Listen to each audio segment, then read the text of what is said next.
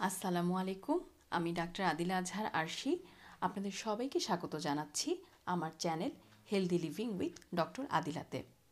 এখন শীতকাল, গ্রামে এবং অনলাইন ডেলিভারির কল্যাণে শহরাঞ্চলেও চলছে খেজুরের রস খাওয়ার উৎসব।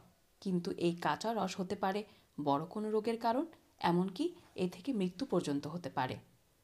নিপা ভাইরাস একটি প্রাণীবাহিত রোগ, যা বাদুড় থেকে মানুষের মধ্যে সংক্রমিত হয়।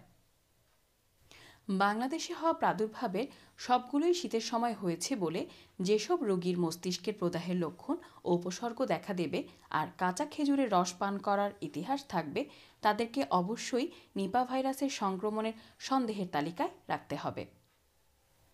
এবারে বলি নিপা ভাইরাসের লক্ষণ এবং উপসর্গগুলো কী।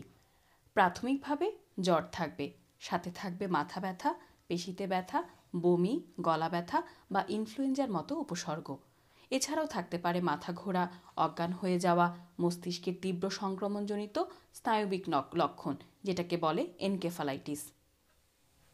নিপা ভাইরাস রোধে কী করণীয়? কোনো অবস্থাতেই খেজুরের কাঁচা রস পান করা যাবে না।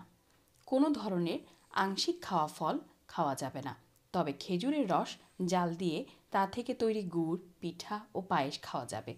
খেজুরের রস ও রস সংগ্রহের পাত্রের সংস্পর্শে এলে ভালোভাবে সাবান পানি দিয়ে হাত ধুয়ে নিতে হবে। সংক্রমিত ব্যক্তির সংস্পর্শ এড়িয়ে চলা প্রয়োজন। মাস্ক পরিধান করুন এবং বারবার হাত ধুয়ে নিন। ফল এবং সবজি ভালো করে ধুয়ে রান্না করে খান। তবে যদি কোনো উপসর্গ বেশি আকার ধারণ করে, যেমন জ্বর, মাথা ব্যথা, বমি, শ্বাসকষ্ট বা অজ্ঞান হওয়ার মতো লক্ষণ দেখা দেয়, তাহলে দ্রুত চিকিৎসকের পরামর্শ নিতে হবে। সতর্কতা ও সচেতনতাই পারে আপনাকে আপনার পরিবারকে সুরক্ষিত রাখতে। এরকম আরও গুরুত্বপূর্ণ তথ্য পেতে আমার চ্যানেলটি সাবস্ক্রাইব করুন এবং আপনার মূল্যবান মতামত এবং আপনি আর কী বিষয়ে জানতে চান সেটি আমাদেরকে কমেন্ট করে জানান। চলুন একসাথে গড়ে তুলি স্বাস্থ্য সচেতন সুস্থ সমাজ। সাথে থাকুন, সুস্থ থাকুন। ধন্যবাদ সবাইকে।